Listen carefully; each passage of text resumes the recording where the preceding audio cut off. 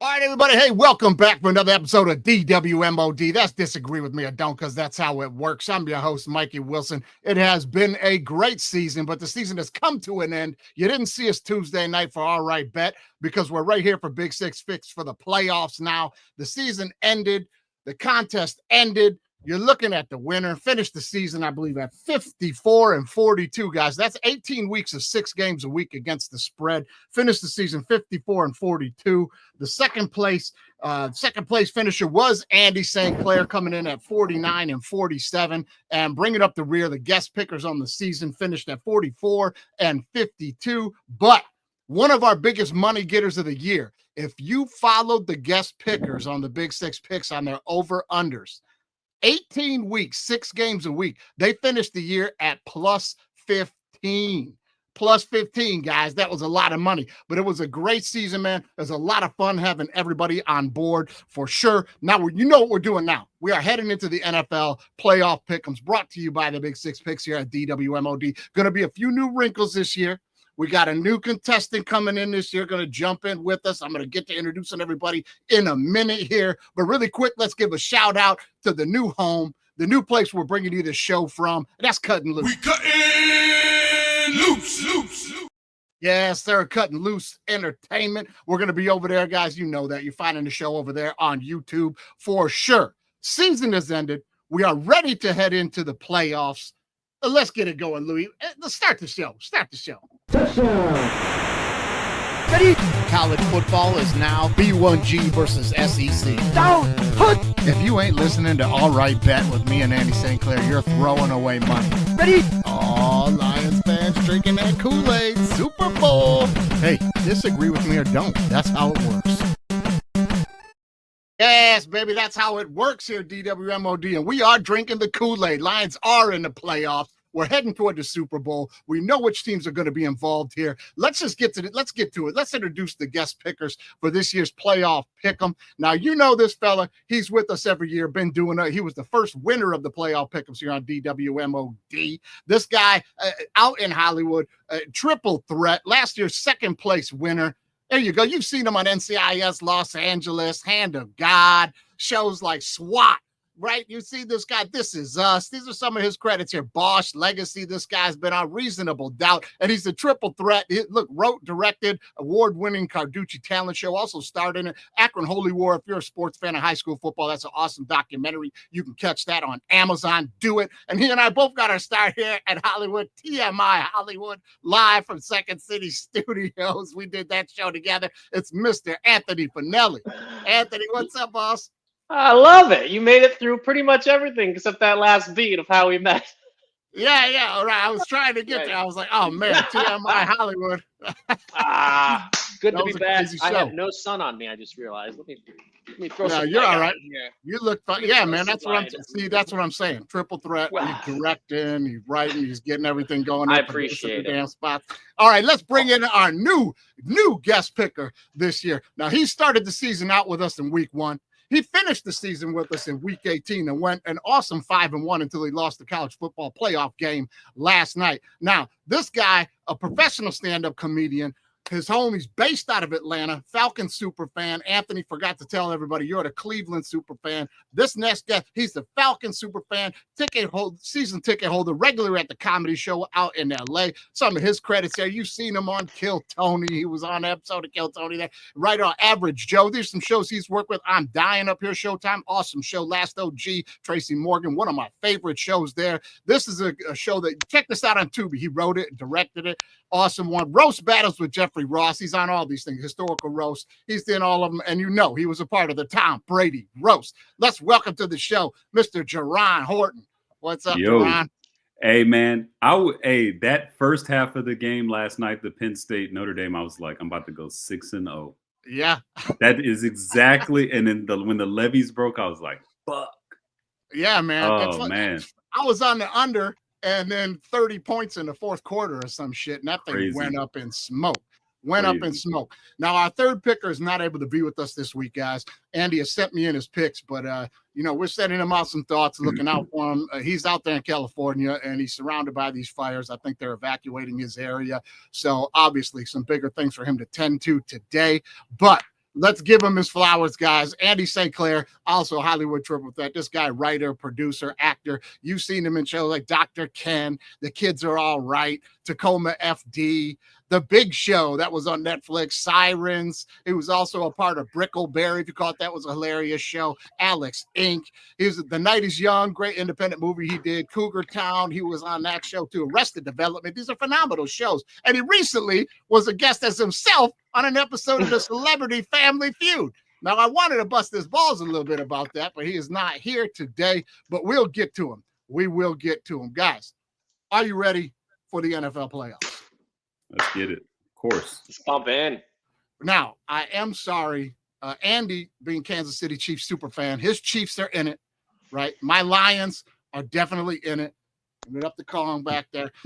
I'm sorry, Browns Falcons not in it, man. I was big on the Falcons. I thought they were going to do something this year, man, and then poof. Yeah, man. I mean, we can just blame, the organization for all that. I mean, from top to bottom, this is a year that we should have been realistically top 2 seed in the NFC, just based off of strength of schedule and the talent we had on our team. We could have easily been contending for a top 2 seed. And, of course, we falconed it up, and, I could say that next year is going to be better, but honestly, I don't know. I'm on the verge of getting rid of my season tickets, man. 3 years in a row. Don't do it. The same result. I'm just telling you as a Lions fan, and we'll have a guy on later that will attest to this as well. Just hold on to them tickets, man. You never know when your team is going to turn the corner and you won't get them back. You won't get them back. Oh, you're right. They're too good, but they're also way too expensive to just be losing like this. But next year you're going to be able to move them tickets. Falcons are going to be back into it next year. I'm telling you, if they would have had week 3, 4, 5 Kirk Cousins all year long, they probably would be the number 2 pick. But he fell off the table. Anthony, the Browns. We don't need to get into it, do we? Listen, no. I have been I'm going to be honest. The only game. First of all, I'm a. If you watch the show, I'm a huge Baker guy. So outside of the, number 1 in passing yards over the last 2 seasons, except when they played the Falcons this year. If the Falcons would have played every game like they were playing Tampa, they would have been undefeated, scoring like 50. Yeah. But honestly, the only game I watched from beginning to end of the Browns was the Thursday night game with Jameis when he was starting. Like the friend, and being in LA so long and having some cool connections with people that coach in the NFL and following those teams and franchises and kind of just hearing the stories. Like we hear like Browns are a laughing stock. Like they are a laughing stock. Like people don't want to go play. It shouldn't be. It shouldn't be. That roster is good, man. You just need a quarterback. That's it. You just need a you could say that about like 4 or 5 franchises, but we had a quarterback. They shipped him off. Yeah, they shipped him off. First playoff win since the 1800s, and then they shipped him off. So I did forget to tell everybody, Anthony. I did forget to tell everybody. Now you're a guy played his college football at John Carroll, okay? And we'll let everybody know that coaching tree in the NFL and front offices from the NFL, all these guys from John Carroll football. I think you were like Nick Sirianni's best man in his wedding or some shit. No. Sirianni with the Mount, our rival, but John Carroll, if you look them up, front offices at one point, 4 of the NFL GMs, 4 were all from this small school in Cleveland, Ohio. It's not the last 2 Raider GMs that both got fired after 1 season. John Carroll, shout out Ziegler and Tom Telesco, both John Carroll guys. Yep. Texans, who's in it? The special teams coach, John Carroll guy. GM Nick Caserio, John Carroll guy. When are we going to put London Fletcher in the Hall of Fame? I've argued it. You put blind stats, him versus Urlacher versus Ray Lewis. He's one of the top tacklers in the history of the NFL in his career. I don't know. It's ridiculous. He's gonna. That's another conversation. But like Frank Gore is gonna fall in that category at some time. Is it longevity or is it actually? You know what I mean? Yeah. Because that was the whole thing. He's an Iron Man. So like Frank Gore is what number? With his stats, but no one puts him ever in their top. It's 5 ridiculous. to 10. Curtis Martin, ridiculous. No one ever remembers him. What is he, like 7th overall? Totally. I'm looking it up. I'm very interested now. Yeah, you ought to look it up. You ought to look it up. What I say, 7th? Let's see. Who we got? Well, what is he? Gore is 3rd. Curtis Martin is 6th. Yeah, Curtis ahead Martin. Of LT, ahead of Dickerson, ahead of Bettis. Yeah, Curtis Martin quietly had a phenomenal career, man. Yeah, phenomenal career. Yeah, he did. Nuts. He did. So you guys are already, you're dialed in with go. your picks. But you know, we got to get to some hijinks. We got to get to some other stuff on the show here. Quick hits first. But before we get to that, you guys know, but for everybody from Cutting Loose and all our new guests listening to the show, if you didn't know, we have minor league baseball Hall of Fame announcer Gordon Butterfield is friend of the show. He runs one of our main ad campaigns here called What Just Happened. So any company wants to get an ad from us, wants us to promote their stuff, they just get to us and we get some fail videos together and we let Gordon just make the call up if he's in the booth watching it. Let's check out Gordon Butterfield this week at What Just Happened. Oh, what just happened? What just happened is brought to you by the Joyview Meats Market. Don't go to the grocery store for those price gouge packaged proteins. That's not even the whole pound. Do yourself a favor and head over to Joyview Meats Market. This family's been serving the community since 1969. And they're serving the best cuts of beef, pork, and poultry. Not to mention the best fresh ground Polish kielbasa you'll find anywhere in Detroit. Smoked or fresh. That's the Joyview Meat Market right on Joy Road and Telegraph. Support the neighborhood and tell them Gordon sent you. Or Harold and Dorothy out to do some shopping and they'll brave the escalator. Dorothy's gonna try it with the walk. Oh, that's a bad idea. She's caught in the tractor beam. Look out, she's riding the lightning. Harold better help her quick. He's trying to figure it out, but those steps are moving. Let go of the cane, Harold. Just grab her. Oh, he's got her now. I think, Harold's down. Look out, she's gonna flip. Oh, sunshine! Eat your heart out, Sharon Stone. She rolled over Harold. He's making it up the stairs first. Oh, my, what just happened? Let's take another look. Old Dorothy's stuck on that rail and decides to do her best impersonation of Alphaba, and Harold can't figure out what to do. He's trying to react, but he won't put that walker down, and he's going to lose his footing on the steps right there and go down the up escalator. Oh, when she flips, he's going to turn her right over. That's a new meaning for flipping the old bird. I don't think the passerby helps by grabbing Dorothy's arm. She flipped her. Oh, it was unintentional, but she's trying to help now. Meanwhile, this poor fella's got no idea what he's walking into. He's just trying to get to work. Oh, what just happened? That's Gordon Butterfield on the call right there, man. I hope those folks were all right. Oh, my God, man. What? It's a good thing she had some fresh underwear on when she flipped over the rails that time, man. What the? Oh my God! Well, I don't even where they find these videos, but Gordon knows just what to do with them. Yeah, no, they definitely find every video that you have on the show from 1998. Nothing newer from that. What are you on stupidvideos.com looking for this stuff? It's a classic old shit, man. College humor. Yeah. I don't know, Louis. Where are you getting this stuff from? Where do you get these videos from, man? How old is Louis? Is Daily? Louis in his 40s. He's our age, Louis, man. get on TikTok, Louis. Get us some HD videos, man. He's telling me.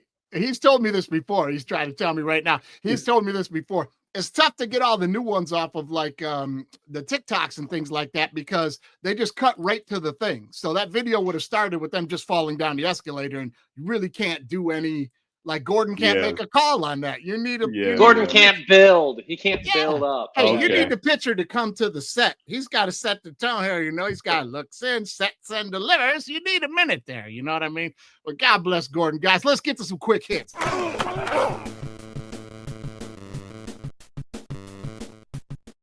right, I'm going to fire a quick question at you guys. Only 4 teams in the NFL this year did not have a game where they scored at least 31 points. Can you name the teams? 4 teams that did not score 31 points? Didn't get to 31 points. Let's go Raiders, Patriots. I mean, Andy's boys are one of them. Chiefs. Who else? Yeah. Who's the fourth? The Jets ever throw up 31? That's a good question, Jerron. You got any takes on it, man? What do you think? Did not score. I mean, well, he seemed confident in saying that the Lions didn't score 31 points. No, the Chiefs. He said the Chiefs. The Lions. The Lions damn near hung 60. Yeah. Okay. So I'll go Chiefs. Yeah. I'll go Dolphins. I'll go Raiders. Okay. And you know what? I'll go Steelers. I go on Jaguars too. Throwing them in there. Well, listen, Jaguars, Raiders, Patriots, Chiefs. You got a few. You'd be Patriots, surprised to see. Kansas City Chiefs #1, 13. Oh, They did Giants. not. Patriots, Giants. Y'all missed the Giants now. Terrible football team. Now, listen, I bring that up for a couple of points. You know, everybody always, the haters will rag on Brady for years of being carried by a good run team and a good defense. Are we done hearing about that now if Mahomes wins the Super Bowl this year with this team? Didn't even put up 31. People are, they're a dynasty. They're just at the point now people love him or hate him. I mean, last year was the same thing. They're down and then they're struggling and then he scrambles on 3rd and 11 and gets it. It's just like all these teams have an opportunity to beat him for one way or another. They don't beat the Chiefs. So it's like, I'm done being mad at the Chiefs or thinking it's rigged to me personally. No, but it's like he doesn't have a great run game. So I don't know. I don't know if it's done. Everyone's going to hate Brady for some reason. I don't hate the Chiefs. I think that what they're doing is incredible, but I also believe that they've had a lot of help from the refs this year, especially you know, against us in week 2. Like, insane. And it happened week after week. There were moments where they're not as good as they've been. We got to find ways to just help to ensure that this three-peat at least has a chance, just for the storyline, for the arc of it all. So I don't know. Their record, you know, they've had a lot of close calls, man. I don't know, man. I don't know. Yeah, they got a shot. They got a shot in the AFC. Look, you got to beat him. You want to beat a man, you got to beat the man, and nobody has beat the man yet there. I'll tell you that. Giants, are they going to draft Shedeur Sanders? Or are the Raiders going to move up to get him? Yeah. Depends who's calling the shots in Oakland or in Vegas, Oakland, because they don't have a GM right now. And then did the Giants, because Dable's still there, but he's staying, and they're keeping the GM, which shocked me after that Barkley shit. I'm like, you got to fire that down. Well, you know, Tracy and Neighbors, they actually had a great year, so they're saying that we can get a new guy, get the big third in there. I mean, I think that the jury's out on Shedeur. There's a lot of guys that look unreal in college, like, you know. And is it Travis Hunter, or was Travis Hunter helped by him, you know, on offense? Because it's I don't know. Do the Giants have the number? I don't know. Number one? No, they're not number one. The Titans, I believe, are number one. I think the Giants are picking 2, maybe Raiders 3, something like that. I should have wrote that down. I didn't, but I'm pretty sure. I think the Titans are number 1 because Dry Mail messed around and got his ass fired by winning the season finale. Yeah. I could see I feel like the Raiders makes more sense because it's close to Colorado. You know, the no state income tax. He's voices, you know, his pleasure with, like, they've had the thing where they're like, you know, every time they lose, he, you know, it's a thank God. I feel like he wants to play, but then also he teased that he would play for the Giants, or that maybe there's been some talks. I could honestly see. I could see the Raiders taking him, especially if they have the pick before, and then but also Pierce is gone. Pierce gone. You know, Pierce but gone. also the GM is gone too, right? Didn't he get fired too? Yeah. So Carol's finest. Yeah. We'll see. We'll see where he lands. Y'all heard yesterday, Deion said, I'll take an NFL job, but you got to get both my kids on the team so I could coach them too. So I should have put that in to knock it off, but we got plenty to cover and knock it off today. So we'll leave that one alone.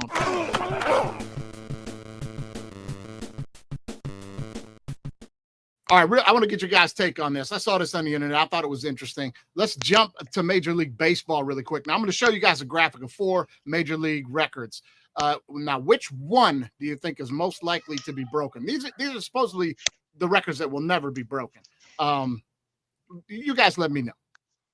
All right, there you got Bonds 762, Rose 4256, Ryan's 5,714 strikeouts, or Rivera's 652 saves. All right, now, Anthony, which one of those records do you think is most likely to be broken? Will never be broken? No, which one is likely to be broken? I'm going to say home runs. Yeah. It because that's the only, like, K's chance. Hits, no chance. Like, you're going to have to play the way guys play now, they're going to play 30 seasons. Home runs, they might have a chance because it hasn't dropped too much, right? Like when they were going crazy with steroids and they were getting in the 70s, but like, plus then he comes back again and matches up again with that. So there's same thing with Shohei, like the consistency and the longevity of power hitters is going to stay a little longer. And because of the way the game is, well, 2 seasons ago, maybe not this season, where it's just like, hey, launch angle, get it out of the stadium or strike out. We don't care. We just want home runs. Everything's so home runs. I think that was most likely to get broken at some point, that people will cheer so they could not have an asterisk by it. But, time will tell. Guys drop off pretty quick in baseball. Pujols goes from 40 a year to about 10 in one season. So you see, that's the new game, though. Jerron, what do you think about it? Which one of these? I'm gonna have to agree with Anthony just because I don't watch baseball at all. Not a baseball guy at all. But get there, Brave City, Brave Center. It's just I have a theory that baseball is like the people who like baseball are the people who had dads growing up in their life. Like if you didn't grow up with a father in your life, you didn't like baseball. Watch baseball. You don't watch baseball. It's like something that you have to. Someone That's has a good to bit, make man. you. That's a good bit. Someone has to make you watch it. My mom didn't. My mom was. I'll give you that line at the end. Like, because football. It's not going to grab your attention. Football, your mom's gonna drop you off at practice, right? Basketball, you can shoot around by yourself and shit. But baseball, you need a grown man to take you out to the field and throw you some fucking pitches, or you can't. Yeah. You need at least an uncle or something. That's a good bit. Man. Exactly. Yeah. No, for me, it's football was natural. Our mom just wanted us to get tired, and that was the most exhausting sport they could think of. So they signed us up for football at 6 years old. And me and my cousins, we was out there, but baseball. It was the babysitter, man. They dropped me off with my brother's practices, and I'd just sit over there for a few hours. And that's just how it was. That's how it was. Yeah. But I'll agree with you, Anthony. You just look at those four. You look at those 4 records right there, and the hits is never going to get touched because guys cannot hit anymore. The guy that'll have the win the batting title will hit like 314. And you'll have I think Louis Rise is the only guy in the league that's getting over 200 hits this season. So no, you can't hit anymore. That's not a part of baseball hitting anymore. Small ball is not there. The regular ball is not there. Putting the ball in play is not. They've got all these new numbers they made up just to get paid, like OPS plus, and so if I hit the ball, is it an extra base hit? Gets you paid now when you're only doing it once every 20 at bats. It's a joke. Listen, hits is not going to happen. And strikeouts is not going to happen, even though strikeouts are up because it's home run or bust. The strikeouts are not going to happen because of where they're controlling pitching now, right? You're only getting 5 innings, and then they're going to the setups, and the closer. So I would say the saves or the home runs. And I might argue it might be the saves, but the guys are blowing their arms out now because they're trying to throw 102 miles an hour. So you know what? I talked myself out of it. It ain't going to be the saves either. Home runs, the only one that's got a shot.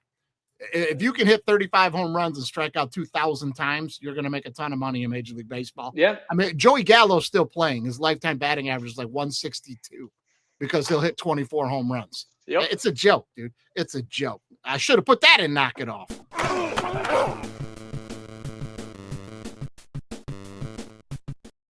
All right, let's jump to the NBA. I don't know if you guys caught this. Recently, Isaiah Thomas. Oh, man, I didn't put up my Isaiah Thomas. Which one? For the week. You're Isaiah Thomas? Right, not IT? Thomas. All right. No, all right. The greatest point guard of all time, Isaiah Thomas, that one. So, listen, they asked him recently, how did he think that the 88-89 Pistons would fare in today's basketball game? And here's what he had to say. If you take that same team and you put it in the 2024-2025 NBA season, what's happening? A lot of teams wouldn't get 100 points, I'll tell you that.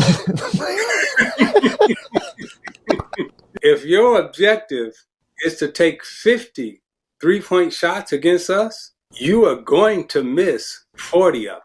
And the 40 that you miss, those are fast break layups for us. Those are like turnovers. You're talking about defending the perimeter. We could all guard the perimeter. We wasn't getting beat off the dribble. I wasn't getting beat off the dribble. Dumars wasn't getting beat off the dribble. Rodman ain't getting beat off the dribble. Sally ain't getting beat off the dribble. I'm beating all these cats off the dribble. I'm laying it up. I'm Tony Parker right now. I'm Kyrie. I'm going to the hole. I'm making layups. And if I'm not making layups, then I'm dropping dimes. I think our team defensively would be a juggernaut in this era. I agree with him. Jerron, you don't think so? Tell me he's wrong. Why? Because the game has evolved and the athlete has evolved. Just the same point y'all were making about the baseball players and like the game is so much different in sports that involve so much finesse, like a basketball or a football, where they are in elite programs at such young ages. Where I'm like, these players that are playing now are miles ahead skill wise than anybody that used to play in the back. Even Jordan, and I'm not saying Jordan couldn't compete in today's NBA. I'm not saying that he wouldn't be as great as he was, but I don't think he would be the greatest if you put him with what people had to play against today.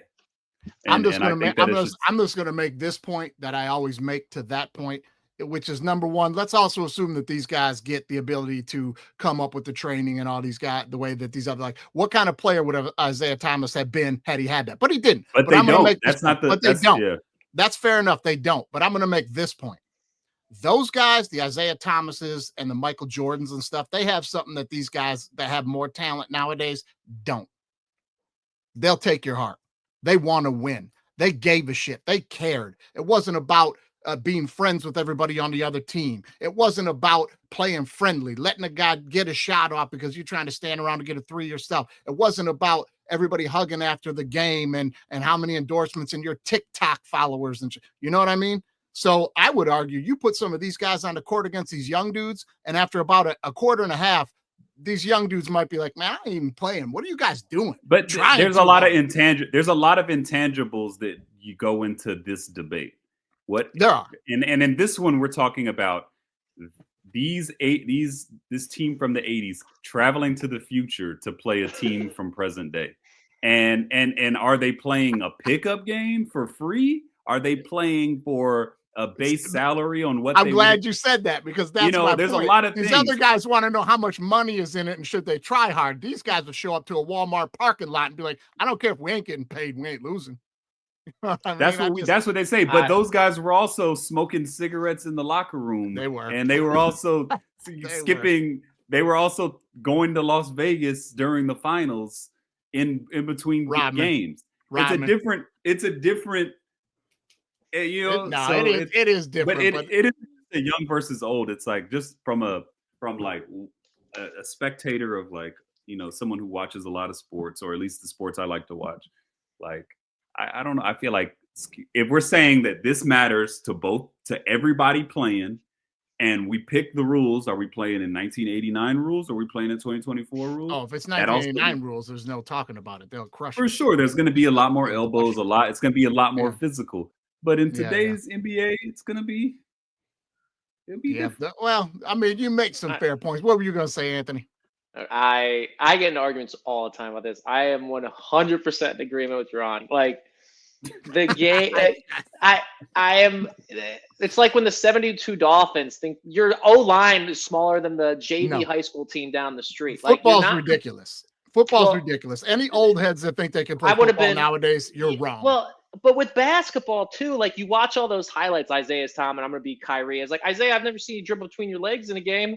Like, and all of a sudden you're gonna do like John Morant's athleticism. He had an over/under in a game, a meaningless game, whatever you want to call it, that was 10 times more athletic than Jordan's highlight reel going up and under that everyone's seen a million times. But nobody blinks an eye about it now. And isn't the big difference there that nobody's playing defense on John Morant and Jordan's going through three dudes trying to take his molars out? Or it's just the guys are just like, here's what I say. Today's game, if you want to say which game are we playing, it's a lot easier for the guys in today's game to transition to how it was played in the, on the street in the 1980s than it would be for like Bill Laimbeer to shoot a 30-footer Now wait a you know minute. what I mean? Now wait a minute. Bill Laimbeer does not get the credit he's deserved for being the big man who stretched the game. You go back and watch him in the 80s. He was a dude that caused a lot of problems because he played free throw line extended and brought the centers out and let guys get to the hole. He really is a dude that did that and could knock the shot down. He was you had to guard him. Everybody's long. Everybody's long now, though, too. No, I'm not going to argue that. These guys are better trained. You know, and everyone, I'm a LeBron basketball guy. I was like, oh, he flops. Like, yeah, because that's what the benefit to the game today. But you're telling me for sure 6'9", 275, he wouldn't be able to, hold his own. There. I've said this before, too, not to get long-winded on this, but I honestly do think this is the truth. I think LeBron would be better in that 80s, 90s era. He'd be a better player because of the physicality and how big he is. I think he would dominate more in that era. And I think Michael Jordan would dominate more in this era than he did in the 80s and 90s because you can't guard him, you can't hand check, you can't get near him. Too athletic, could knock down every shot. I think if you switched eras with those guys, they would have pretty much the same careers. They dominate. I would say I maybe with Jordan, I would agree with you. With the LeBron, I disagree just because I think LeBron benefits a lot from being so big and so physical in such a toned down, softened version of the game where he's at the line all the time. He's getting all the calls. He's also the face of the league. But I think you put him back where he's got to be as physical as everyone else on a day-to-day basis and not getting all the calls. And we're talking complaining LeBron. Yeah, he's a complainer. I don't know. Every time the last one with the passion was Kobe for this day and age. It's sad. Yeah. With the fire. Sad. It's sad. And I tell you what I should have put in Knock It Off as well. All this flopping NBA culture is bleeding into football, and I want to pull my hair out every single week. Every single week. The crying for the pass interferences and the quarterbacks crying for, he hit me after I threw. The crying and flopping has now gotten so deep into football that I'm tired of it. But we don't have time for that. We'll get to that next week because it's off the chain. When it's a part of your offensive playbook to not try and get a first down just to try to get a call, when it's part of your offensive playbook to isolate a receiver on one side of the field on 3rd and long and just throw a moon ball up, and his objective is to just run through the DB to try to get the ball so you get the first down, we got a problem. We got to stop that. I hate that. We got to stop it.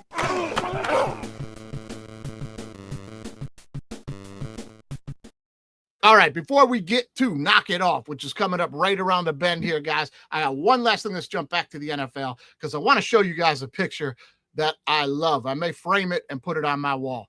The Detroit Lions defensive coordinator, all right, Mr. Glenn, all right, this guy has dealt with more injuries on his side of the football than anybody in the history of the league has in a season.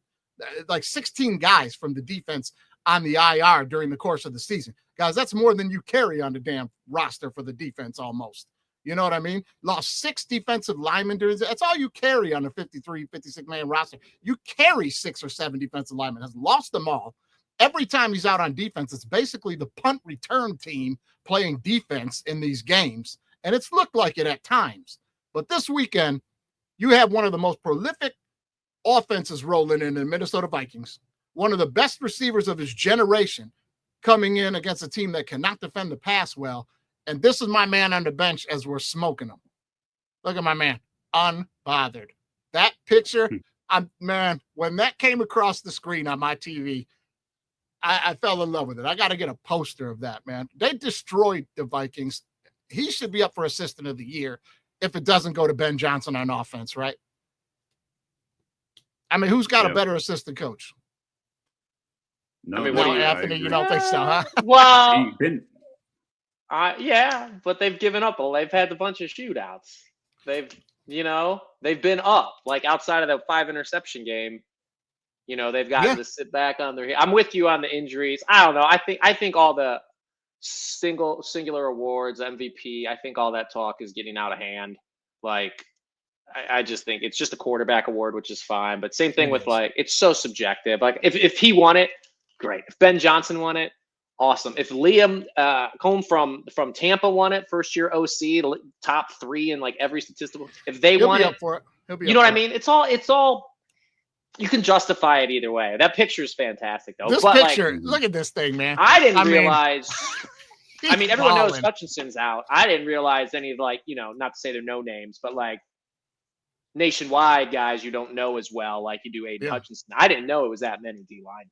Oh my God, they That's lost nuts. them all. They lost them all. Then Kaminsky went down. Then we lose Anzalani. He's the number 1 cover linebacker in the NFL. Number 1 cover linebacker in the NFL in this day and age. You know what I mean? He breaks his arm. He's out. His backup tore his ACL. McNeil been out with injuries. We lost everybody. Everybody. It is the punt return team. We've got several guys off other teams' practice squads. Like when we played the Buffalo Bills for like that was game of the year, right? For like best team into the both teams were red hot. There was guys on their Instagrams that had pictures of, I got to live my dream this weekend and take the field finally in an NFL game. These were guys we had to get off of other teams' practice squads.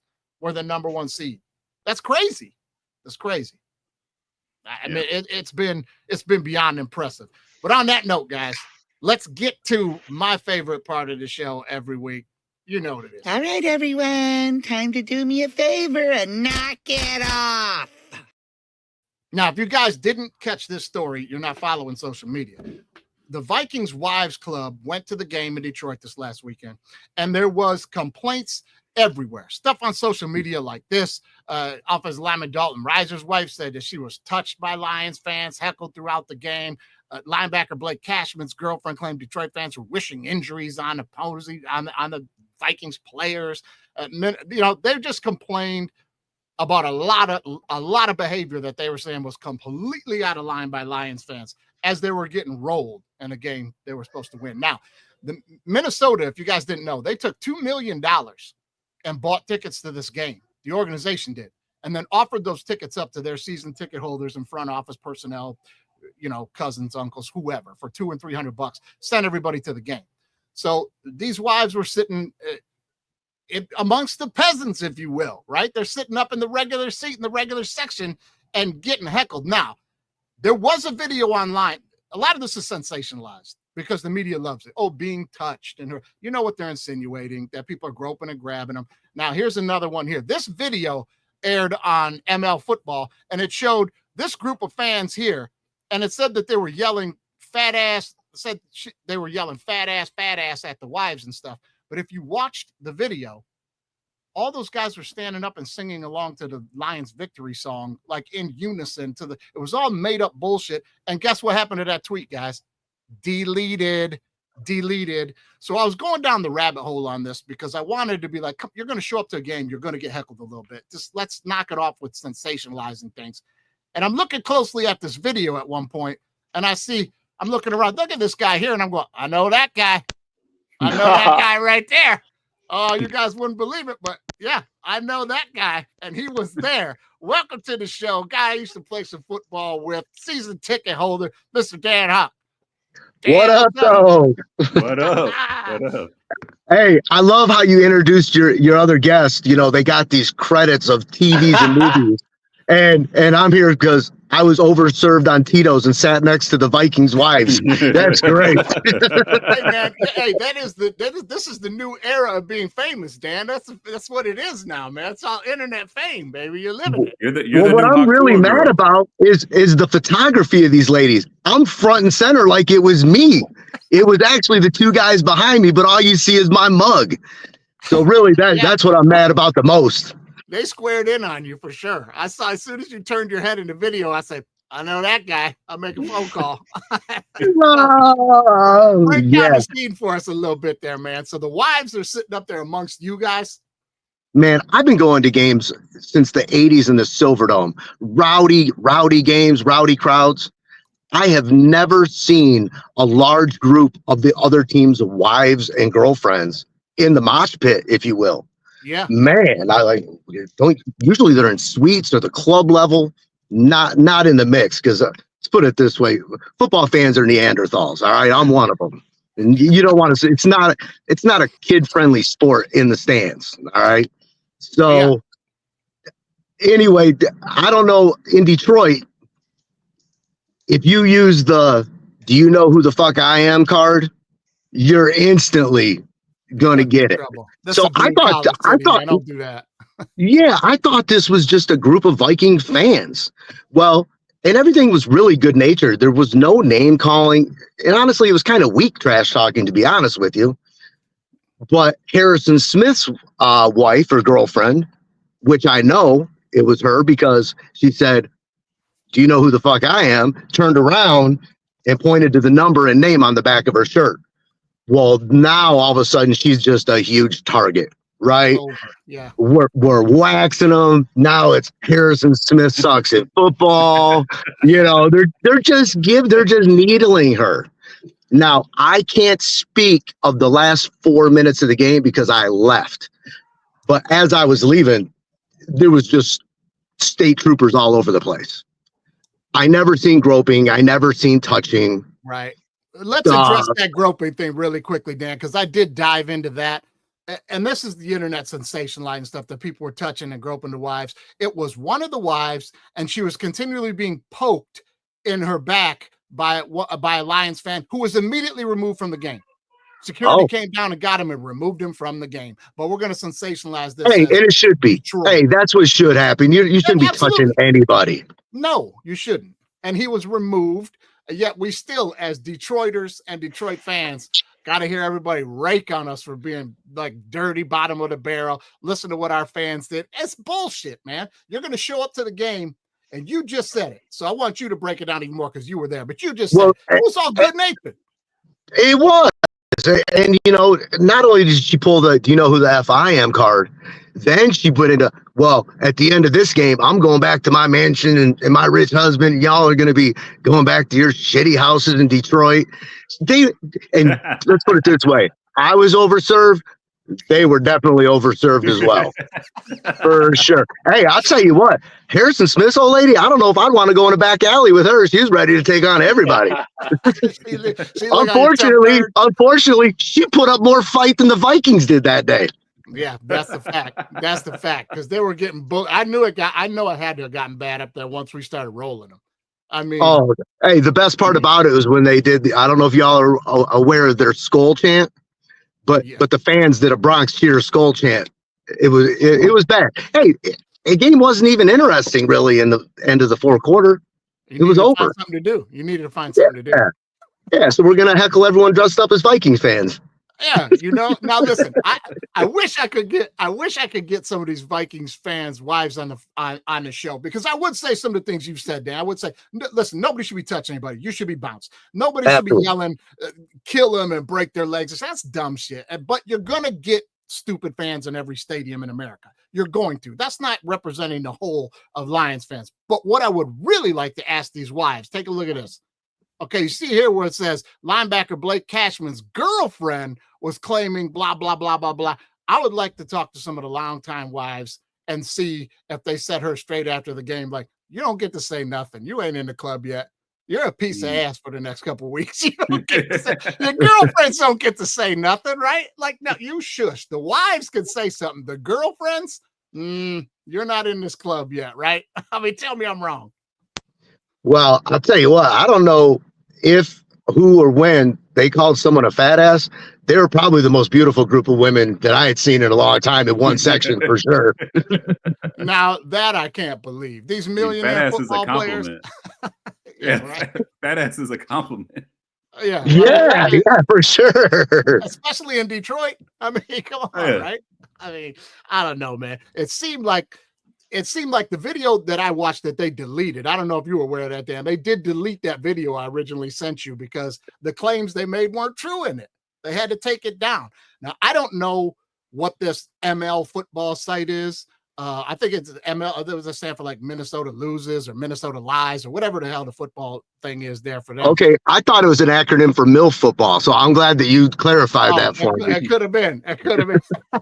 MILF Legions. They'll get together and talk about the football. I don't know what this site is, but they took that down and deleted it. But I did get that picture of your mug before they did that. Man. Now, It wasn't me. I swear. you did look like, I wish I still had the video. I just took a snapshot of it because I thought I'll go back and grab it later. Because if you watch the video, everyone around you is, and they're singing the song and they're pointing at them, but they're singing the song and they're, like you said, overserved. And then you just see your head peek out from behind that other person and you look right at the camera. Like, look, I'm going to put this picture up and you'll see you're looking right at the camera like, oh, shit, well, we getting taped. Hey, well, look at my face and look at the guy behind me. It's because we're in awe of the shit that they're doing. I mean, they were dropping F-bombs. They were flipping. Hey, they were giving the middle finger to people the whole game. Right. The whole game. It's two ways, man. It's two ways. You're not going to roll into another team's and not catch some. That's football, man. You're going to catch some strays, man. Dude, you go into Philadelphia, you go into Chicago, or maybe Alameda before Oakland, left. Dude, good luck going and sitting in the stands like that. Man, you're going to get it. Yes. One of these wives' quotes, I don't know if you saw this, Jerron. I think you were looking at some of this, but one of the wives' quotes was, we've been to games in Philly. We've been to games in New York, the Raiders. We've never seen fans as unruly as Detroit. And I said, you're lying. You're lying. You're lying. Yeah. They're dressed up like they're dressed up like these guys right here at the Raiders games. They'll eat your lunch. You're lying. Yeah. Well, a late game in Detroit can get a little out of hand. I'm not gonna lie. People were tailgating at noon. I know that's right. The stadium was packed 2 to 3 hours before the game. I mean, everybody was lit up. Yeah, I believe it, man. I believe it. But all in all, just to close things out here, man, all in all, you said, though, it was pretty lighthearted and good heckling back and forth until the you know who I am, and we start blowing them out and start getting rowdy. Pretty much. Yeah, pretty much. I didn't see any poking. I didn't see anything where somebody should have been kicked out, honestly. All right. But, all right. Well, representing Detroit fans. Now, you got playoff tickets, right? I got tickets lined up for the next 2 games if we win, for sure. All right, sure. I'll tell you what, man. I'm gonna catch back up with you for a recap after that first game, and maybe we'll have you back on, man. Oh man, I love it. Nobody even puts me on speakerphone. You're letting me have this whole microphone thing, man. Come on. Yeah, I'm telling you what, man. Hey, take some videos while you're there and stuff like that, man. And let's touch base, and we'll have you back on after the first playoff game, buddy. Hey, you got it. Thanks for putting me on with the rest of these celebrities. I appreciate it, man. You guys have a good day. Yeah. Be safe, brother. We'll see you. Yes, sir. Yeah, bye now. That's crazy, right? That's crazy, man. I wish I had that video so you guys could have seen that. But that's all I got this week for the knock it offs, man. We're gonna move on from that. And I wanted to ask Dan, but I forgot. But you guys know what time it is. Playoff time. We got to pay some bills here. We're gonna get with our official tailgate drink of the DWMOD podcast. Brass monkey, that monkey, brass monkey junkie. That's right. It's an old English 800 Brass Monkey, guys. Get yourself one of those for tailgate. Drink responsibly, gamble responsibly this weekend, and enjoy the official beer choice, the DWMOD podcast, Old English 800. Guys, it is time for the Big 6 Picks. We cutting loose. All right, here we go, man. Playoff pick 'em. It is in effect. I've got Andy St. Clair's picks here. I'll give them to you guys later. Anthony Fanelli, as I showed you earlier, is a busy man. He's got a heart out. He's going to give us his picks right now. Anthony, roll through who you like. Game 1, Chargers, Houston. All right, here we go. I got Chargers winning. I got the under with them, and then I'm taking the over on the points, though. It seems pretty low for that game. Okay. All right, move on to the next game here. Let's get the Packers and the Eagles, buddy. Who you got? Packers are decimated. Jalen's back, so we're going win Eagles. The Eagles with the under at 4.5, or excuse me, with under 4.5, and then I'm going to take the under because I don't know how the Packers are going to be scoring anything this week in Philly. Go. All right, moving on to Pittsburgh, guys. We got the Pittsburgh Steelers plus 9.5 at the Ravens. 43.5 is the over/under. Anthony, what do you got? I want both these teams to lose, but I am a Lamar Jackson fan, so I'm rooting for him. I got the Ravens winning, but 9.5 is pretty deep. I don't think it's going to be a repeat of a week or so ago. So I'll get the Steelers to cover, and I'm going to take the over on that because I don't know. I think at some point the Steelers are going to be playing from behind, and then Tomlin will put something together and get them within striking distance. So I got the Ravens winning, but Steelers covering with the over. All right, man. All right. Washington Commanders plus 3 at your Tampa Bay Baker Field Buccaneers, 50.5. Who do you like?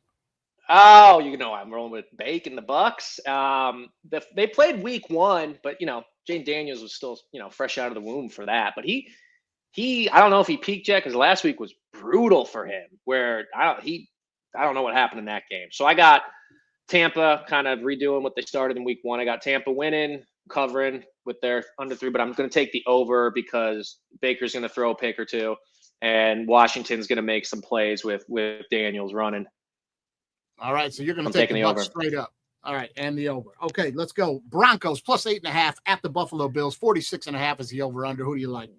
I'm going to take the Bills winning, but I've got the Broncos covering. I think Sean Payton's got them in a good spot to play their game and not try to match Bo Nix with Josh Allen. But I'm taking the under just based purely on who knows what the weather's going to be that day. All right, man, under it is. All right, let's go. Vikings -1 at the Los Angeles Rams in Phoenix. The over-under is 47.5. Who you like? All right, here's my theory on Sam Darnold. I think they treated him in the regular season like a rookie quarterback. No one was really giving him much respect. I think last week the Lions did, and they game planned for it, and it showed. And I think that's what's going to happen with McVay because he knows his boy Kevin O'Connell. So I'm going to take, and even if it's in Arizona now, I don't know if you guys saw that they moved the game. Yep. I'm going to take the Rams winning, and they're at +1, right? I think the line has moved since we locked it in for the contest, but I gave everybody the contest line at -1. Oh, okay. So it's Vikings. Vikings are under 1. So I'm taking the Rams at +1 to win it, regardless. I'm gonna take the under in that. I don't know if you've watched Rams football this year. Outside of the one shootout, they just kind of play to win the game, and they'd rather have a 12-play drive and a field goal than score right away because they're just kind of an anomaly right now with their defense. But they're healthy now, so they sat pretty much everyone week 18 for this game. So I think the Vikings. I like the story, but I think it comes to an end this weekend.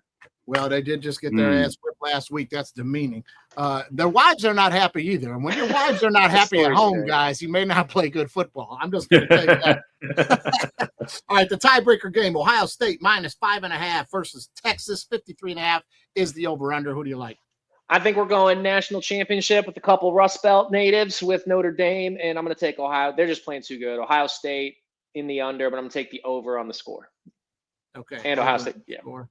And you're going to take Ohio State, but you're going to take Texas to cover. No. Ohio State covers too. Covers. Ohio State straight up and the over. Yeah. Okay. All right, brother. Hey, man, I appreciate your time. I know you got. I do. I'm sorry. I'll be better. This week was just brutal for me. John, nice meeting you, man. Hopefully, likewise, man. All right, we'll see you next time. Likewise. Appreciate it. Have a good one. All right, Jerron, it is down to you and me to dissect some of these games. Guys, sometimes you just can't avoid issues like that, man. Shakers and movers, they got work, they got things happening. Andy is dealing with some major fires. We've got his picks here. So let's you and I just double back to the top here and break some of these down. Let's get at Let's do it. Bolts -3 at Houston, the over-under 42.5. Jerron, who do you like? This game is a tough one because, Houston is not the same Houston that we saw last year, and the Chargers aren't the same Chargers we saw last year. Like they seem like a much more complete team. They're playing good defense. They've got good quarterback play. That being said, I can't pass up on the home dog that's getting 3 points. Okay. With Nico Collins, and it still works. Joe Mixon still works. Yep. You know what I'm saying? CJ might be a little off, but the stars, the stars that team runs through, that offense runs through. I see them putting up some points. I'm gonna take the Texans +3. I got the Texas winning that game, and I'm gonna take the under. I'm gonna take the under. Okay. I just see it as a defensive struggle. I see it as a defensive struggle. Yeah. All right. Fair enough, man. Andy St.Clair is going to be he's going to be on Houston +3, but he likes the Chargers to win the game, and he's going to take the under. I'm going to be on the other side of it from all of you guys. I'm not mixing and matching and bouncing around here. I'm rolling with Jim Harbaugh. I think I like where the Bolts are at. I think they're more than happy to sit in a grinded out game, which, as you pointed out, Houston, they're looking to get going with the weapons on offense, and they're looking to score. And if they do, the Bolts are going to be in trouble early. They just are. So if you're going to be on the Bolts, you've got to be approaching it from the mindset of this is going to be an under. Jim's going to hold on to the ball. The Bolts are going to run it, shut you down on defense. I've been playing football all year. Honestly, it just is.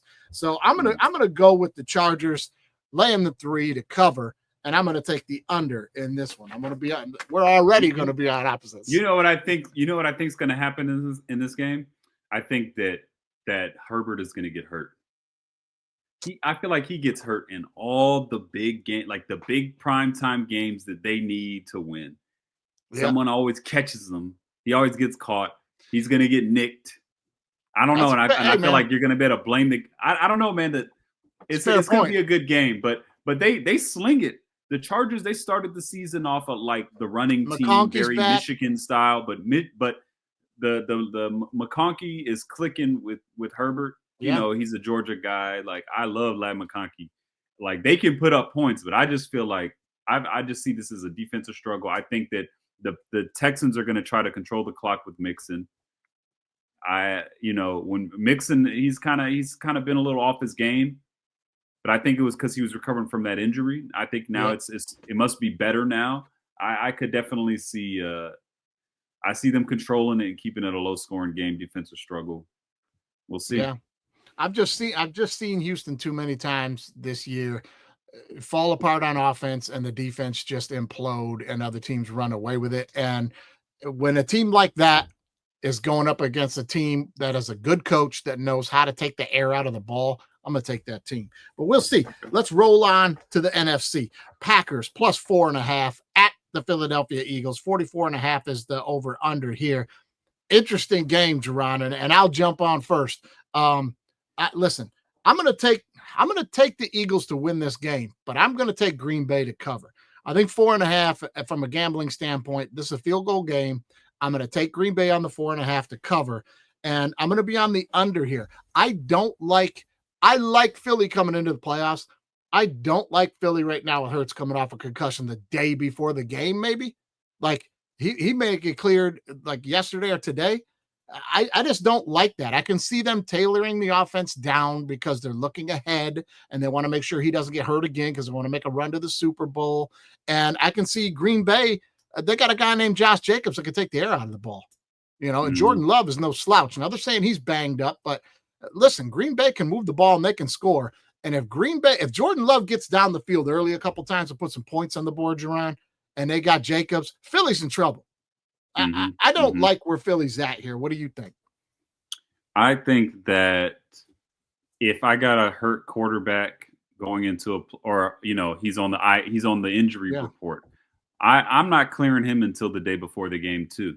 I don't want y'all to know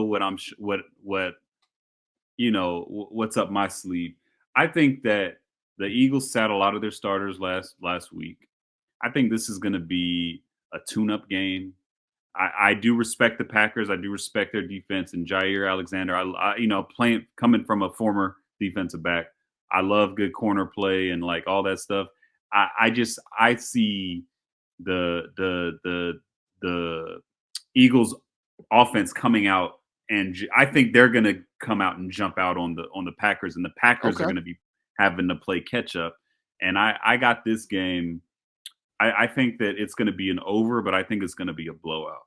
I think that the Eagles are going to cover the minus 4.5. I got this game going over. I think it's going to be like a 35-10, 35-13, something like that. I think they put up a lot of points on this Packers team. Man. Fair enough. Eagles straight up all the way and the over. Saquon all coming off of a bye week. Yeah, he's going to get a lot of carries too. I think he's going to get a lot of carries. Yep, we're going to see. The Phillies defense will be the difference in this game, though, no doubt about it. They can cause trouble. Andy is good. He's rolling on the same side as me, just gambling wise. You're going to take Green Bay and the 4.5 to cover, but he also thinks Philly will win, and it will be the under. Same exact thing I'm going with there. Let's jump on this. This is an interesting game here. Okay, Pittsburgh Steelers plus 9.5 at the Baltimore Ravens. 43.5 is the over-under here. What do you like in this one? If it was anybody else, if the Ravens were playing anybody else, I would say that I'd take them with how many ever points they're giving up. But 9.5 is a lot to give to a division rival, especially in the AFC North, especially when that opponent that team is coached by Mike Tomlin, a coach that is potentially on the trading block. Ridiculous. Which is crazy. Ridiculous. I'd pay whatever they wanted if I was any other franchise. Yeah. You know what I mean? Yeah. This game, I love Lamar. He's skinny now. He's balling, but you got to give me, you fool me once, shame on me. Last year I was like, this is their year. Yeah. They look good. They look good. I talked to you already on the phone about this. I got Pittsburgh winning this game. I don't know how it's going to happen. My guess is that it's going to come down to who has the better kicker. And Chris Boswell is having a phenomenal year. Tucker had a terrible year to start. He's been on a roll, but I think that it's going to come down to who can make 6 field goals. Yeah, I think that Steelers defense, which coming off of, the Bengals are the most disappointing team this year. They had the highest expectations, and to me, they are the toughest offense to stop, I think. So I think you can't really judge them off of the game last week. It's playoff time. I think that the Steelers, they didn't want to show everything on the offense or defensive side of the game. I think this is going to be, all right, Lamar, you've got your this is the best passing year you've had so far. Let's see how you do in the playoffs when the pressure's on. You're at home. Zay Flowers is a little banged up. Give me Pittsburgh winning, covering, obviously, and I'll take the under. This is all right, man. Yeah, this is the type of game here that could put you out in front of the contest the rest of the way. Oh man, live from the hot zone. Andy St.Clair checking in from the hot zone. Are you in a helicopter right now, man? Buddy, I'm in a helicopter. The fires are crazy. It's going great. I'm alive and I'm ready for football. Yeah. Well, you're right on time, my man. I'm glad you're safe. Man, it is awful quiet for a helicopter, man. That is awesome. We're in the middle of the Pittsburgh game here. Why don't you jump in, man? Pittsburgh plus 9.5 at the Ravens, 43.5. What's your take? Let me give you my take. First, let me say hi to Jerron. What's up, my man? Nice to meet you. And good to see you, man. I had to stop by the dentist before we got out of here, and so this side of my mouth is real numb. So when you hear slurring, please think it's drinking. Please think I'm drinking. Okay, all right. Hey, we're on Pittsburgh and the Ravens. Yeah. Look, it's to me, it's the bottom line is Lamar's got to do it. He's got to prove it to me, right? I'm going to take the points. I'm going to take if you remember that game a few weeks ago when they won like 34-17 or whatever. That game was 17-17 when Joey Porter went out. When Porter goes out of the game, then the Ravens start passing and throwing the ball and moving forward in a positive way. Joey Porter's going to play. Also, the Ravens don't have Zay Flowers. Am I supposed to believe Rashad Bateman and Mark Andrews are going to beat me? Like, they will beat them, but I don't know if they're going to beat them by 10. Yeah. So, having said that, Lamar, I think I read or heard a stat. Lamar has never won a playoff game when the opposing team scores more than 13 points. Yikes. What? Now, think about that. When they score more than 13. So, incredible. By the way, Jalen Hurts has never won a playoff game when the opposing team has scored more than 7. Now, if you think about Hurts, they went to the Super Bowl. But remember, that was the Purdy game, and the game prior to that was also a shutout. Just FYI, kind of a stupid stat, but whatever. It's fun. It's fun to say. So, Steelers, 10, 9.5, whatever. I'd rather have 10 than 9.5. Ravens win the game. I love the under. I know I told you. You're going to hear that a lot. I love the under. All right. Well, I'll tell you what. I'm going to be a little different than you guys on that one. I'm going to be on the over here. I'm going to take the over in this one just because the last couple of times these teams have played, there's been points all over the damn board. Now, wait. I want to argue with this because not this last game, but the game before that, it was 18-16. it was. You're correct. It was. What was the over under though? 36 or some shit. So it's pretty close. That's still under. I love it under. It is. Yeah. I'm going to take the over here. But I'm going to be with you guys on Pittsburgh. It's too many points. Andy, you threw out that nice stat a couple of weeks ago where the lifetime series here since Tomlin's been the coach and Harbaugh has been the coach, this game has been decided by an average of 2 points until last week's blowout, 2 weeks ago's blowout. So this game is always close. Boswell, great point by you, Jerron. This guy, he's like, they can't score, but he'll put points on the board here.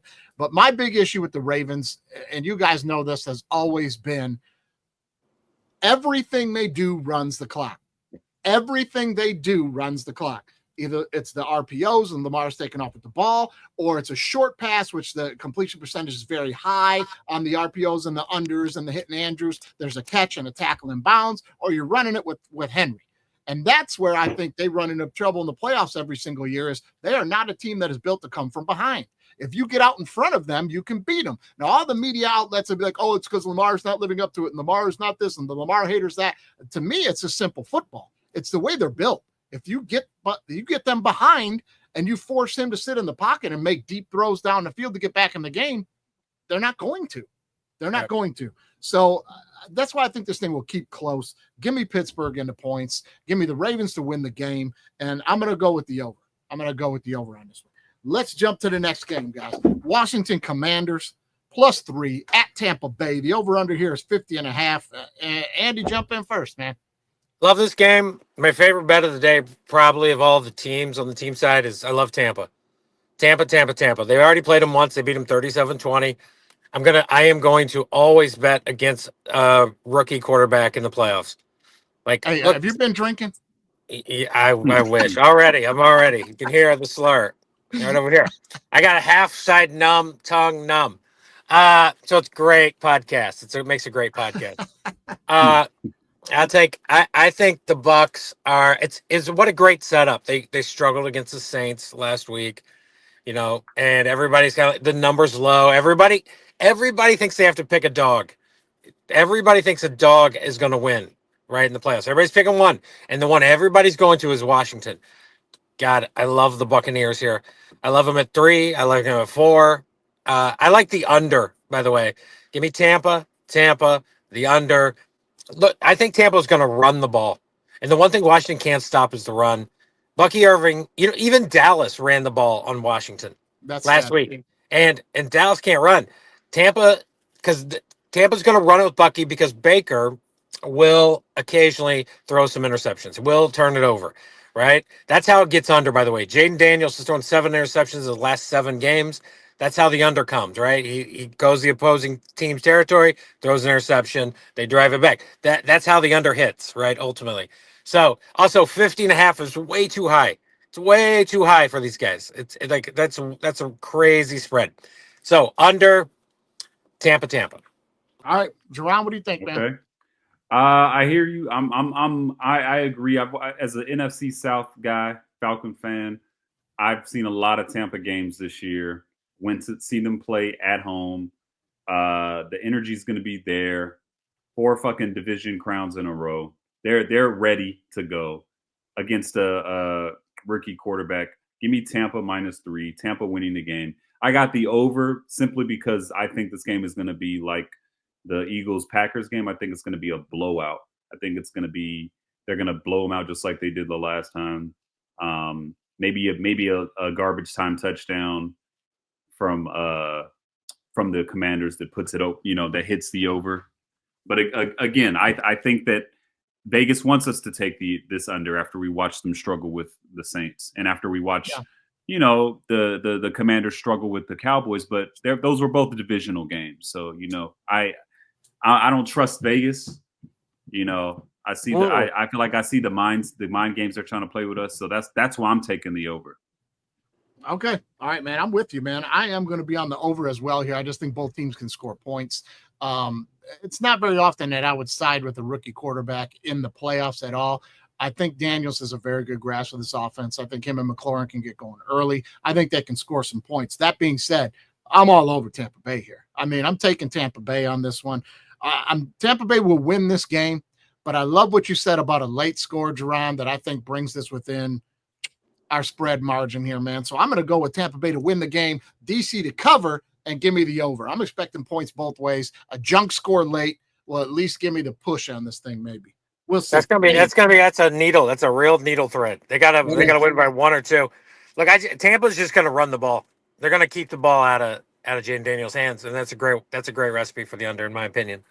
Yeah, it could be, and that's exactly how they'll need to win the game. But can they keep DC from getting rolling? They got a good offense. We'll see. Anthony. Hey, by the way, I should say, if you think like Mike Evans is going to explode, he's Marshawn Lattimore. Just go check out the stats with Lattimore, and he played for the Saints versus Mike Evans. Lattimore locks down, and they get in fights every game, right? Last game, they swung as soon as the ball was kicked off, and they both got kicked out of the game. Marshawn Lattimore is going to be playing on Mike Evans. He will be looking forward to this. So just be very careful on the over is my only point. Be very careful. All right, man. All right. Good heads up there. Let's jump to the AFC. Back to the AFC, guys. Broncos plus 8.5. Darling newcomers to the playoffs this year at the Buffalo Bills. 46.5 is the over under. Jerron, who do you like? So, this game is very similar to the how I saw the Steelers Ravens game, in a sense that I think 8.5 points is a lot, especially for a team that has a good defense. I this whole year I've been saying that the Broncos are the baby Bills, and I think that they play the same type of football, but I think that the Broncos have a better defense. I think that Sean Payton, he's got, I think coaching is everything, and while McDermott is great and the Bills are great, I'm taking Broncos plus 8.5. I'm taking the under, and I'm taking the Broncos to win this game. I picked the Steelers to win. I picked the Steelers to beat the Ravens, but I don't see that as an upset. That's division rivals, Tomlin versus Harbaugh. This is my upset of the week. Okay, I got Broncos. Man. I got the youth of the Broncos and the versus the Bills, who have been rolling all year. I don't think I can recall them seeing. I don't think I can recall them seeing any adversity this year. No, not really. Not really. And I think the Broncos, they are built. They're like, the weather's going to be fine. They don't have that advantage of the snowy tundra. This is going to be a sunny game against another team that plays in the cold. That plays, and it's just they are built the exact same way that the Bills are built. A quarterback that can run, receivers that can get it, that they can get the ball to, and they have a committee of running backs that can all do some damage. That's a bold prediction. That's a bold prediction. This is my upset. All right. Upset. Andy, what do you think, man? The Bills are going to smoke them. It's not even going to be close. It's going to be like, did Jerron take the over or the under? Under. I took the under. I love the under. I love the under here as well. To me, I'm taking the Bills minus 8.5. I think the whole world's like, Sean Payton, you don't want to play him in the playoffs. I think it's, if you look at the Broncos' last 7 games, like any decent team they lost to, they beat the bad ones, right? They beat the Chiefs 38-0, but the Chiefs wanted a rolling clock and played with a bunch of the local high school team in Denver, right? And then they beat the Falcons, they beat the Browns. Like, I don't know. They lost to the Ravens 41-10. I kind of smell something similar. Denver at Baltimore is 41-10. They lost. I think this game's going to be like 40-7, 40-3. I don't think it's going to be close. I think it's going to get out of hand quickly, and I think the train will get moving, and Josh Allen he'll at least get to the second round. So I like the Bills. I like the minus 8.5, and I like the under. Yeah, I'm going to be with you here, man. Early in the year, I picked Lions Bills Super Bowl. Bills are my team in the AFC. I think they're rolling. And this is for the conspiracy bugs out here, the conspiracy theory folks. I'm not really one of them with all the NFL picks, who they want and all this. But I'm going to tell you this right now. If this Broncos-Bill game comes down to some kind of call at the end of the game where they need a PI or something, let's look at the quarterbacks in the AFC. We got Mahomes. We got Lamar. We got Josh Allen. We want those matchups, guys. Trust me. The Bills are going to get a call down the stretch if they need it. You know what I mean? Nobody's sitting in an office anywhere in the NFL and going, hey, man, let's get Bo Nix against Mahomes. Nobody wants to see that shit. Right. So I'm going to go out on that limb there. But I just think the Bills are better, man. I just think the Bills, I think they are poised. I think they cleaned up the noise in the locker room, and it showed all year long. I like the Bills to make a run at the whole damn thing. So I'm going Bills, and I'm also going to be on the under here because they play good defense. Broncos play good defense. Let's jump on to the game that has been moved to Arizona.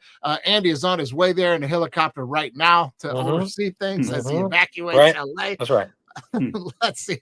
Vikings -1 at the Rams. 47.5 is the over-under. I'll jump on first here, guys. Listen, I'm going to take the Vikings.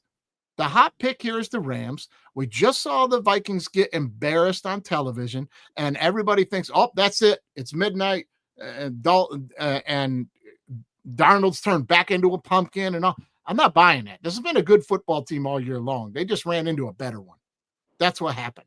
They ran into a better one who had a better game plan. And yes, I do think the Rams are going to try to do the same thing and rush Darnold and have him make mistakes. But now I think Minnesota is going to be prepared for that. I just think Minnesota's a better football team.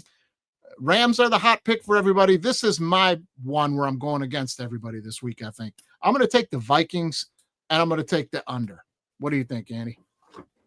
I'm going to go opposite. I like, look, the last time the Vikings lost a game to Detroit, they went to LA, and they played the Rams, and they lost 30-20. The Vikings are – I am one of the guys that think, like, that was a huge game for Darnold. Like that, I texted you before that game being like, loser doesn't make the Super Bowl. Darnold was terrible. Like, missed a lot of throws. Bad. I do think the pumpkin time is here. I do think Darnold is going to get the same treatment. If you're betting on the Vikings, you believe the Vikings can turn it around in a week. I don't believe they can do it. Personally. The Rams just haven't been playing good offense all year long. I mean, like, but when they need to, they can, right? When the teams, they got Stafford.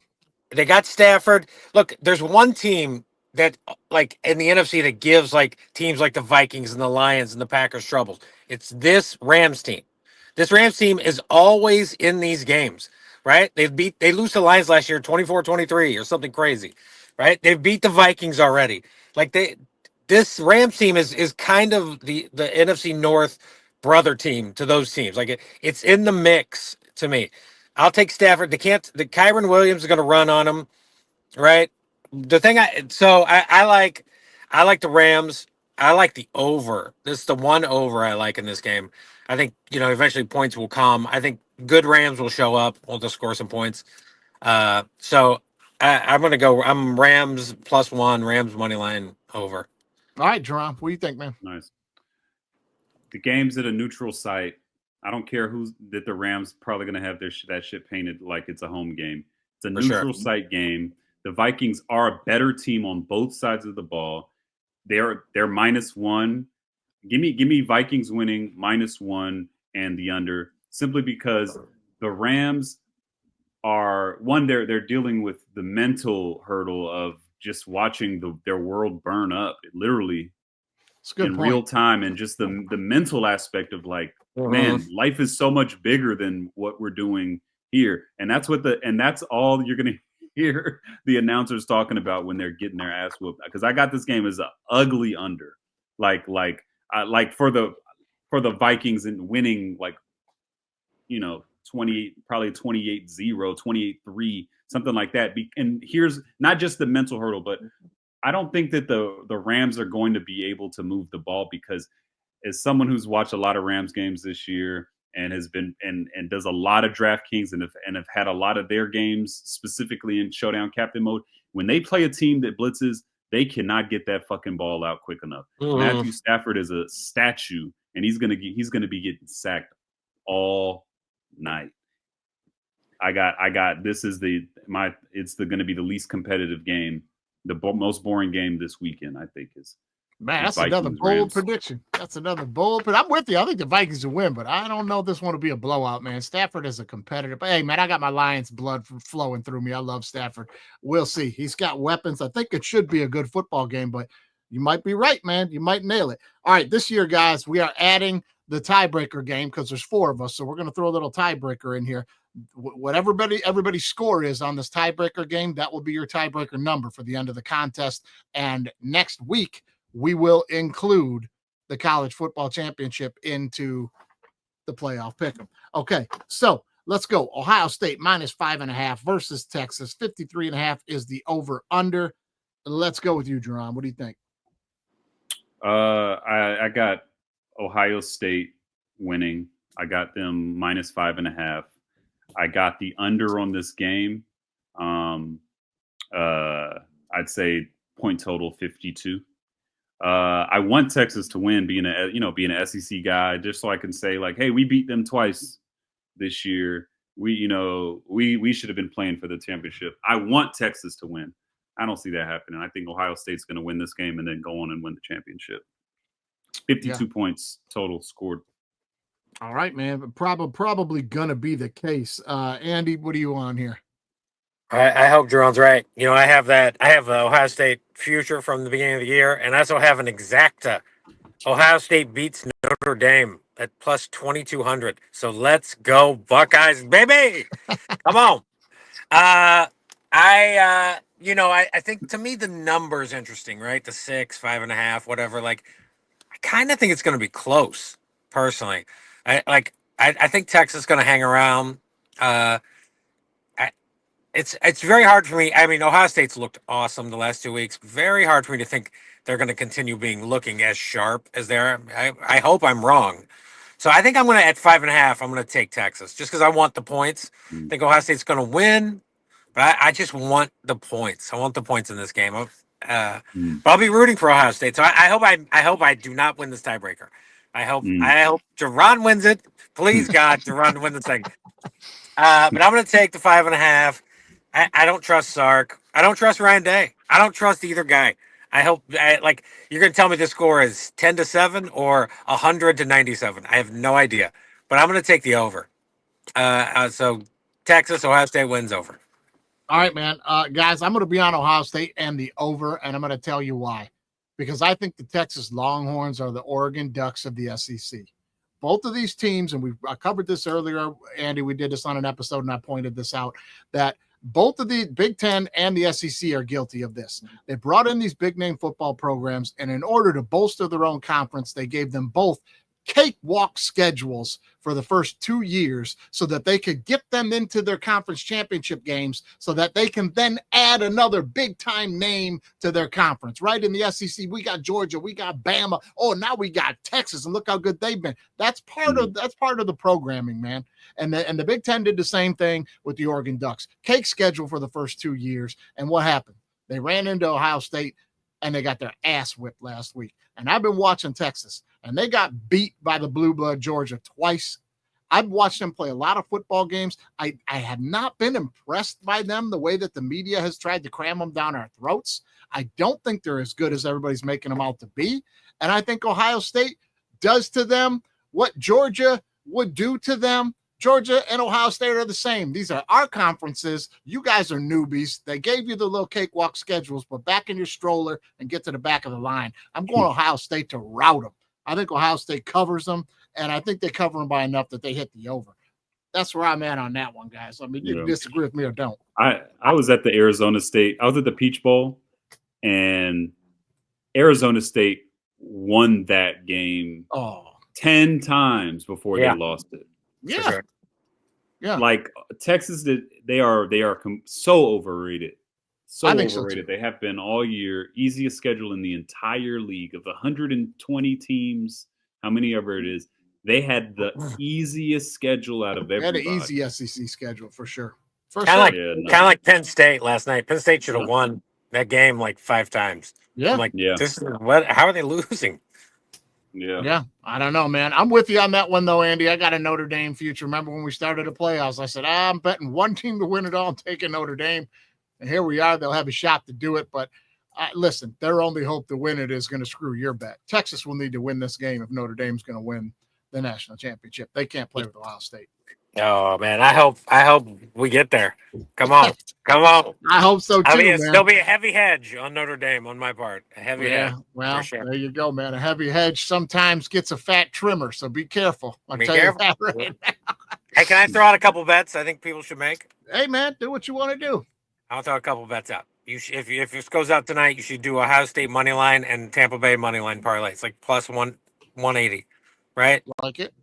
So you do that. If you want to add another team, go add another team. Add the Bills. Add the Ravens. I don't care. Yeah. This is whoever you like. Add a team. Add one of those big favorites in there. Where do y'all put Philly? Add Philly at minus 220. Whatever. It doesn't. I don't care. Yeah, put that. Where do y'all make these bets? Where do y'all play? I do mine on Bovada because you're in Atlanta too, Jerron, and we're not allowed to gamble because we can't make our own choices down here. So Bovada.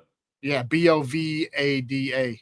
Hit me up after. I'll walk you through. It's a decent site. And I can give you probably some joint, some whatever, like a credit or something, right? If I play you, then you get some money. Probably. Oh, I don't know. Yeah, probably something like that. I have to look into it. Yeah. Referral fee. Yeah. Oh yeah, yeah. I think you can do something like that. Probably. Right. Probably. Right. Here's a 2-team teaser I like. Tease the Rams. Tease the Bills. Tease the Rams up to 7.5. If you think the Rams are going to hang, that's a good tease. Get there. Then you're going to tease the Bills down to 1 or 2. If you think the Rams are going to hang, do it. If you want to tease the other way, Jerron wants to go and he puts across. You tease the other way, yeah. John say put that 7 points on the Broncos and put that Trap 7 game. points with the Vikings. Yeah. You can also you can also tease the Bills and the Ravens. By the way, I love this right here. We got Oppo teasers. Andy's going to play his, and Jerron, you play your teaser. Oppo teasers on these games. I love it. Don't do it. You can tease the Vikes to like +5 if you really want to. You don't need to. I don't know. You don't need. I'll be jumping on my stuff here in a minute and figuring out what I'm going to do before this Ohio State game and that. But there'll be some bets had this weekend, no doubt about it, fellas. If you like Ohio State, Mikey, by the way, if you like Ohio State, you should parlay Ohio State with different NFL teams. If you think, I've got a couple already. I'm going to. I like your. I'm going to do the Ohio State Bucks. Tampa. Yeah, I'm going to do that. That's why you sent me that Bovado thing. That's a good one. Also, Mikey, did you tell him about the Super Bowl MVP bets? The one I can't do, but I like. I did not tell them about that yet, but yeah, that's a good one too. Get on some of these running backs or wide receivers, not the quarterbacks of these teams that are kind of longer shots for the playoffs, is what Andy was saying. Like, don't get on Goff, don't get on, like Hurts or Allen, or get on Mahomes. Yeah, you know what I mean. Jump on some of these other, maybe Saquon, right. know. Pick your team that you think is going to win the Super Bowl or 2, and then go and take their best wide receiver, right? Go and take Justin Jefferson. Go and take St. Brown. Because once the Super Bowl comes and these teams make it, those odds go way down. So maybe you get a little lucky now. You get the right team. You get the right player. You got a shot. Super Bowl. Oh, you're talking about Super Bowl MVP. Yes. Yeah, Super Bowl MVP. Okay. Yep. Right. Yeah. I've jumped on a few myself. I put a little $5 bet on Baker Mayfield. $5 will pay you 175, I think, right now. I put 5 on St. Brown. I think that pays 150. I think I put 5 on Gibbs, maybe pays 125. You know what I mean? Like, so I spread it out. I picked a few. Picked a couple of wide receivers, running backs, guys like that. That's a good bet, Andy. It's a good thing for people to look at, no doubt about it. Jerron, I'll get with you after the show, and I'll hook you up with the Bovada stuff. Andy, be careful, man. Land that bird in a nice dry space, and be safe, brother. Take care, guys. Please. All right, guys. We'll see you next time. Ready? College football is now B1G versus SEC. Down. If you ain't listening to All Right Bet with me and Andy St.Clair, you're throwing away money. Ready? All Lions fans drinking that Kool-Aid. Super Bowl. Hey, disagree with me or don't. That's how it works.